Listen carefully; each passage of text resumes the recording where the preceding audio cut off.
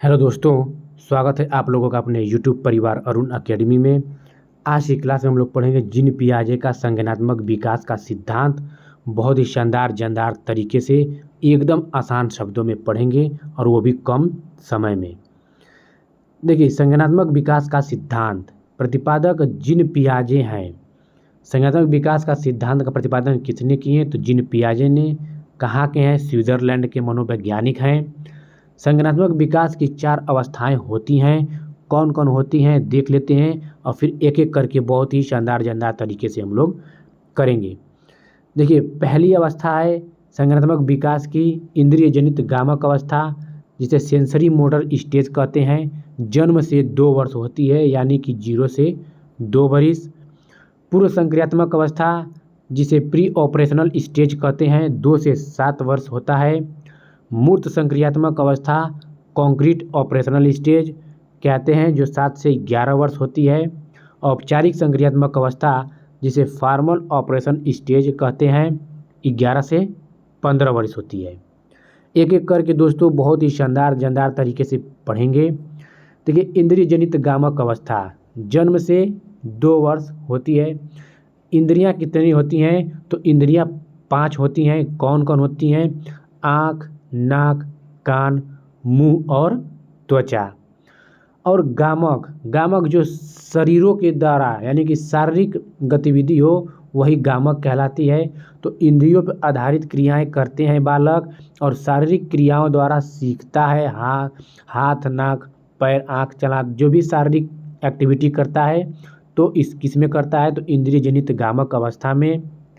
वस्तु स्थायित्व पाया जाता है किसमें? इंद्रिय जनित गामक अवस्था में। बहुत से लोग वस्तु स्थायित्व पूर्व संक्रियात्मक अवस्था में मार देते हैं, तो आप लोग याद रखिएगा वस्तु स्थायित्व किसमें पाया जाता है? तो वस्तु स्थायित्व इंद्रिय जनित गामक अवस्था में पाया जाता है। वस्तु स्थायित्व होता क्या है?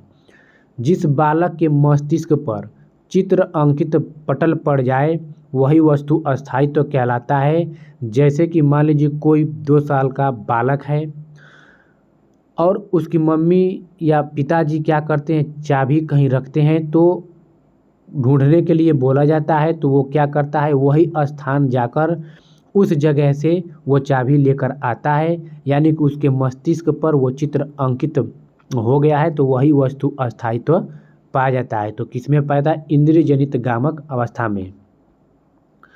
पूर्व संक्रियात्मक अवस्था 2 से 7 वर्ष। इसमें भाषा कौशल के विकास के लिए महत्वपूर्ण अवस्था मानी गया है। किसमें? भाषा कौशल के विकास के लिए महत्वपूर्ण अवस्था कौन है? तो पूर्व संक्रियात्मक अवस्था है। सजीवता का लक्षण आने लगता है, यानी कि कोई बालक 2 वर्ष का है, अगर उसको दीवार से या दरवाजे से चोट लग जाती है तो क्या करते हैं? वो रोने लगता है। तो कोई जाते हैं, मम्मी, पिताजी, चाचा, कोई भी, तो उस दीवार या दरवाजे को मारते हैं तो वो बच्चा क्या करता है? बालक खुश हो जाता है और रोना बंद कर देता है, क्योंकि उसको पता है कि इसमें भी सजीव है। तो वह यह सजीवता का लक्षण आने लगता है किसमें? पूर्व संक्रियात्मक अवस्था में।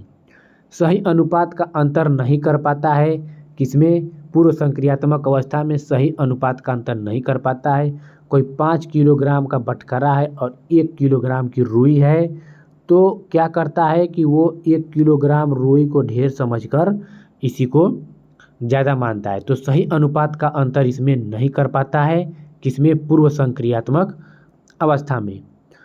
अतार्किक चिंतन करने लगता है पूर्व संक्रियात्मक अवस्था में। जैसे ट्रेन में बैठा बालक देखता है कि पेड़ भी दौड़ रहा है, पेड़ भी चल रहा है, तो बिना हाथ पैर के अतार्किक चिंतन करना किसमें? पूर्व संक्रियात्मक अवस्था में। सही चित्र नहीं बना पाता है किसमें? पूर्व संक्रियात्मक अवस्था में। कोई बालक को चित्र बनाने के लिए कहेंगे तो ऐसे ऐसे बना देंगे, तो 2 वर्ष का बालक क्या करता है? 3 से 4 वर्ष का बालक सही चित्र नहीं बना पाता है। इसमें पलटावी का गुण नहीं होता है किसमें? पूर्व संक्रियात्मक अवस्था में पलटावी का गुण नहीं होता है। जैसे कि कोई बालक घर से स्कूल जा रहा है, स्कूल आप लोग छोड़ने जा रहे हैं, आप कहेंगे कि आप वापस आइए, नहीं आ पाएगा 2 से 3 वर्ष का बालक, क्योंकि इसमें पलटावी का गुण नहीं पाया जाता है। तो किसमें? पूर्व संक्रियात्मक अवस्था में। चलते हैं पूर्व संकल्पनात्मक काल अंतःपरक चिंतन काल। पूर्व संक्रियात्मक को दो में भागों में बांटा गया है। पूर्व संकल्पनात्मक काल 2 से 4 वर्ष और अंतःपरक चिंतन काल 4 से 7 वर्ष। पूर्व संकल्पनात्मक काल में भाषा की समझ नहीं होती है और अंतःपरक काल में भाषा की समझ आने लगती है।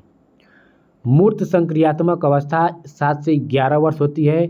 इस पे मूर्त वस्तुओं पर आधारित चिंतन करने लगता है बालक। मूर्त चीज उसे कहते हैं मूर्त चिंतन, जो देखे, जो सामने बालक को देख कर क्रिया प्रतिक्रिया करे, वही मूर्त चिंतन कहलाता है। यानी कि देखी हुई चीज, जो सामने दिखी हुई चीज को देखकर आधारित चिंतन करता है, वही मूर्त संक्रियात्मक कहलाता है। तो मूर्त वस्तु पर आधारित चिंतन करता है किसमें? मूर्त संक्रियात्मक अवस्था में। सही अनुपात कला, जितना पूर्व संक्रियात्मक अवस्था में सही अनुपात नहीं कर पाता था और पलटावी गुण नहीं होता था, जिसमें नहीं हो पाता था पूर्व संक्रियात्मक अवस्था में, सारा का सारा मूर्त संक्रियात्मक अवस्था में बच्चे को वो ज्ञान आ जाता है। तो सही पलटा अनुपात कर लेता है, पलटावी का गुण आ जाता है इसमें, और पूर्व संक्रियात्मक अवस्था में नहीं आया था। क्रम, आकार, भार और क्रम आदि को समझने लगता है, डे, डेट, मंथ और ईयर आदि को जानने लगता है। अमूर्त संक्रियात्मक अवस्था 11 से 15 वर्ष। समस्या का समाधान करने लगता है, कार्य का कारण इसमें समझने लगता है। किसमें? अमूर्त संक्रियात्मक अवस्था में, कि हाँ बारिश हो रही है किसके कारण? संघनन के कारण। कपड़ा सूख रहे हैं किसके कारण? वाष्पन के कारण। अमूर्त चिंतन करने लगता है, मतलब बिना देखे हुए चिंतन करे अमूर्त चिंतन कहलाता है। मतलब बिना देखे हुए, जैसे ईर्ष्या, भाव, प्रेम, जितना है ये अमूर्त चिंतन है। तो इसमें अमूर्त संक्रियात्मक अवस्था में अमूर्त चिंतन करने लगता है और कार्य, स्मरण, मनन आदि करने लगता है। दोस्तों मोस्ट इम्पॉर्टेंट प्रश्न अब हम बताने जा रहे हैं, आप लोग ध्यान से सुनिएगा। देखिए, जो जीन पियाजे हैं, ये जीन पियाजे ने संज्ञानात्मक विकास का सिद्धांत तो दिया था, लेकिन ये जैविक परिपक्वता को ज़्यादा महत्व मानते हैं। कौन? जीन पियाजे ने। और वाइगोस्की बताते हैं कि बच्चे समाज और संस्कृति से इंटरेक्ट करके अंतःक्रिया करके सीखते हैं, और जीन पियाजे बताते हैं कि बच्चे स्वयं से सीखते हैं, इसीलिए इन्हें नन्हे वैज्ञानिक माने हैं। जीन पियाजे बताते हैं कि पहले बच्चे में विकास होता है, बाद में अधिगम होती है, और वाइगोस्की बताते हैं कि पहले बच्चे में अधिगम होता है, बाद में विकास होती है। तो ये 4 अवस्थाएं जीन पियाजे के हम बता दिए। नेक्स्ट वीडियो में वाइगोस्की का लेकर आएंगे बहुत ही शानदार जानदार तरीके से। ठीक है दोस्तों, आप लोगों का बहुत बहुत धन्यवाद।